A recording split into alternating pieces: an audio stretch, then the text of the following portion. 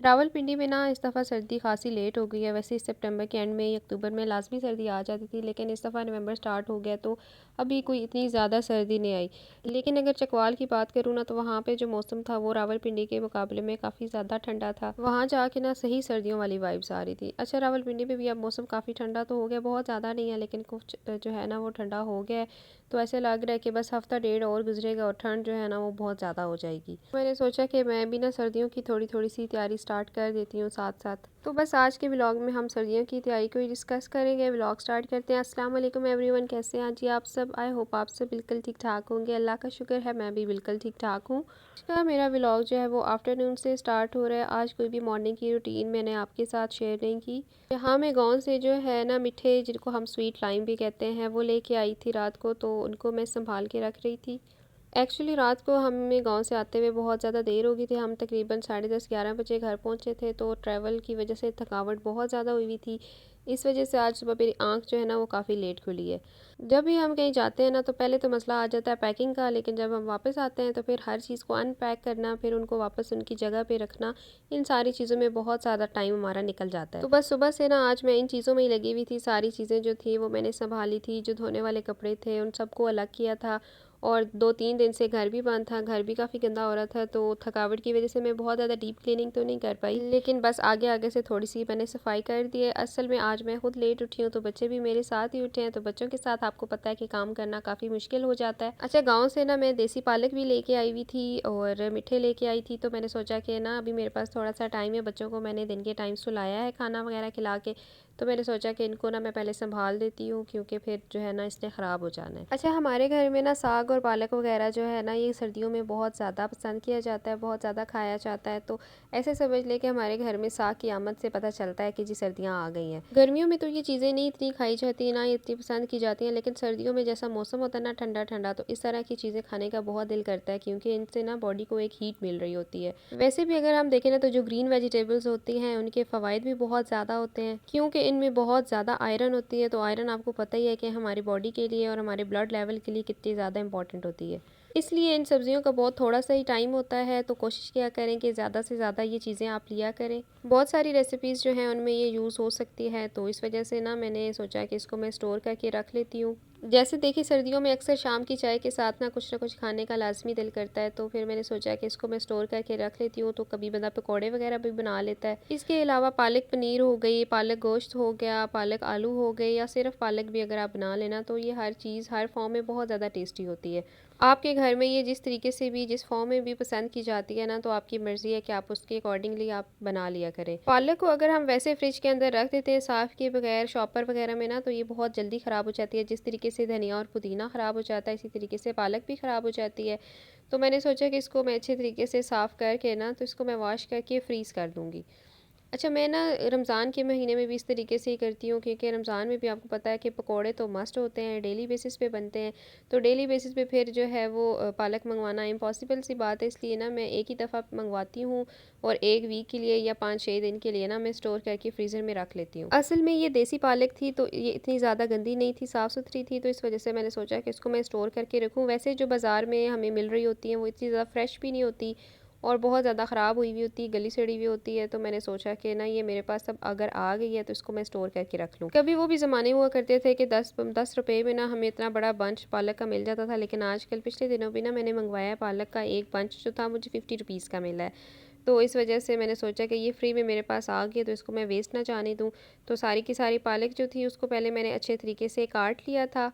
पालक इतनी ज़्यादा गंदी नहीं थी, इस वजह से मुझे हार्डली 10 to 15 मिनट्स लगे थे, और इसके अंदर मैंने सारी पालक जो थी वो काट ली थी। अच्छा, पालक सारी काटने के बाद जो है फिर इसको मैंने अच्छे तरीके से वॉश किया था। वॉश मुझे ज़रा ज़्यादा करना पड़ा था, क्योंकि इसमें मिट्टी जो थी ना वो ज़्यादा थी। वॉश करने के बाद इसको मैंने कुछ सेक्शंस में डिवाइड करके अलग अलग बर्तनों में रखा था, क्योंकि पालक ज़्यादा थी। अगर मैं एक ही बर्तन में रखती ना, तो वो जल्दी ड्राई नहीं होनी थी।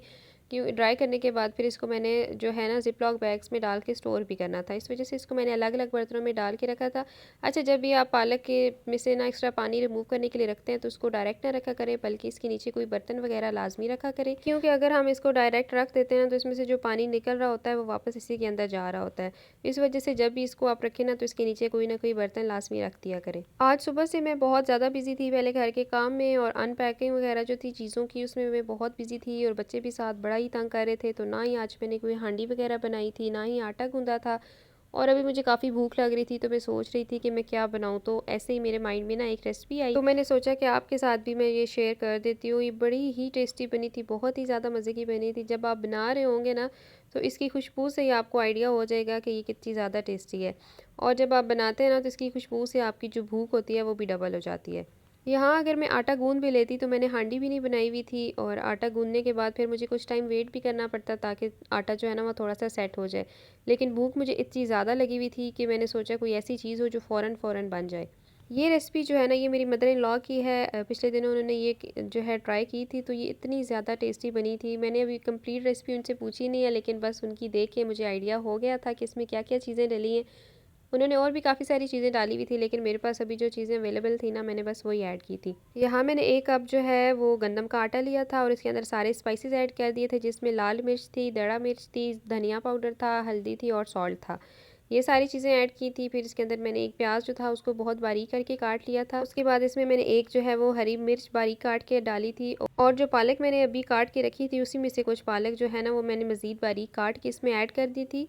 फिर इसमें थोड़ा सा पानी डाल के ना इसका एक मैंने मिक्सचर सा रेडी कर लिया था। मिक्सचर की कंसिस्टेंसी जो है ना, ना बहुत ज़्यादा थिन होनी चाहिए और ना ही बहुत ज़्यादा थिक होनी चाहिए, बस मीडियम सी कंसिस्टेंसी आपने रखनी है। इस रेसिपी का ये भी फ़ायदा है कि ये पेस्ट बनाने के बाद आपको वेट नहीं करना पड़ता, बल्कि फटाफट साथ ही ना आप अपनी रोटी बना सकते हैं। इसके साथ किसी सालन वगैरह की भी ज़रूरत नहीं होती, लेकिन अगर आप चाहें तो चाय के साथ अगर इसको लें तो ये बहुत ही ज़्यादा टेस्टी होती है। यहाँ भी मेरे पास ना ही दूध था चाय बनाने के लिए, और ना ही मेरे पास सालन था, तो बस मैंने ये सिर्फ सिंपल रोटी ली थी, लेकिन स्टिल ये बहुत ज़्यादा मज़े की थी। अच्छा, इसको बनाने के लिए ना आपने कोई पैन ले लेना है। अगर नॉन स्टिक हो तो ज़्यादा बेहतर है। यहाँ मेरे पास जो पैन था ना ये छोटा था, तो मैंने सोचा कि बस इसी में बना लेती हूँ। पैन में नीचे ऑयल की थोड़ी सी आपने ग्रीसिंग करनी है, और फिर इसके अंदर जो है ना ये मिक्सचर ऐड करके इसको रोटी की शेप दे लेनी है। स्पून की हेल्प से आप ये काम करें। आपकी मर्जी है कि आप इसको ऑयल के साथ बनाएं या सिंपल भी बनाएं। दोनों केसेस में ना ये बहुत ज़्यादा मज़े की होती है। यहाँ मैंने अपने लिए जो है ना 2 रोटियां बनाई थी, क्योंकि ये बहुत छोटी छोटी सी बनी थी, तो मैंने अपने लिए 2 बनाई थी। लेकिन 2 खाने के बाद भी मेरी भूख नहीं मिटी थी, तो उसके बाद जो है ना वो मैंने तीसरी भी अपने लिए बनाई थी। अच्छा, मेरे बेटा जो है वो भी छोटा है माशाल्लाह, तो उसने भी बड़ी शौक से ये खाई थी। इस तरह की जो चीज़ें होती हैं ना वो सर्दियों में बहुत ही मज़ा करती हैं। ख़ासकर शाम की चाय के साथ इनका बहुत दिल करता है। तो अगर आपके पास और कोई घर में चीज़ अवेलेबल नहीं है चाय के साथ लेने के लिए, तो शाम को आप चाय के साथ भी ये चीज़ ट्राई कर सकते हैं। ये रेसिपी जो है ना आपने घर में लाजमी ट्राई करनी है, और कमेंट्स में मुझे बताना है कि ये रेसिपी कैसी बनी थी। अच्छा जी, रोटी वगैरह खाने तक जो है वो मेरी पालक भी ड्राई हो गई थी, तो मैंने सोचा कि जो पालक है उसको भी मैं स्टोर कर देती हूँ। पालक स्टोर करते हुए फिर मेरे माइंड में आया कि रात की हांडी भी अभी मैंने बनानी है, तो क्यों ना मैं पालक आलू बना लूँ। पहले पालक गोश्त का दिल किया, फिर मैंने सोचा कि पालक आलू ही बना लेती हूँ, क्योंकि अभी 4-5 दिन पहले भी पालक गोश्त बनाया था, तो मैंने सोचा कि आज पालक आलू की रेसिपी ट्राई करते हैं। इसलिए कुछ पालक जो थी ना वो मैंने शाम की हांडी के लिए निकाल रही थी, और बाकी पालक जो थी ज़्यादातर मैंने जो बड़ा जिपलॉक बैग था उस पर डाली थी, क्योंकि आपको पता है कि पालक जब हम बॉयल करते हैं ना तो वो बहुत ही थोड़ी सी रह जाती है। इस वजह से बड़ा पैकेट जो था वो मैंने भर के रख दिया था, ताकि मेरा एक टाइम की जो हांडी है ना उससे बन जाएगी। इसके अलावा मैंने छोटे छोटे से भी कुछ पैकेट्स बनाए थे, वो मैंने बनाए थे पकौड़ों वगैरह के लिए, या ये जो रेसिपी अभी मैंने आपके साथ शेयर की, अगर यही मेरा दोबारा बनाने का मूड हो जाए उसके लिए मैंने उनको ना अलग से स्टोर कर लिया था। तो ये 3-4 पैकेट्स जो हैं 3-4 दफ़ा की मेरी कोई ना कोई रेसिपी भी बन जाएगी, और जो एक टाइम की मेरी हांडी होगी वो भी बन जाएगी। इसके अलावा सर्दी की तैयारी में आज सिर्फ जो है ना मैंने ब्लैंकेट्स वगैरह बड़े और रज़ाई वगैरह जो है ना उनको निकाल के धूप लगवाई थी। बाकी सर्दियों के कुछ कपड़े जो थे वो मैं गाँव जाने से पहले साथ लेके गई थी, निकाल गई थी, लेकिन कुछ अभी भी जो है ना वो निकलने वाले रहते हैं, तो उनकी डिटेल जो है वो मैं नेक्स्ट व्लॉग में आपके साथ शेयर करूँगी। That's all about my today's vlog. I hope जी आपको मेरा व्लॉग पसंद आया होगा। कमेंट्स में अपना फीडबैक शेयर करना ना भूलिएगा। अगर आपने मेरे चैनल को अभी तक सब्सक्राइब नहीं किया तो प्लीज़ लाजमी कर दीजिएगा। मिलते हैं एक नए व्लॉग में। टिल देन अल्लाह हाफिज़।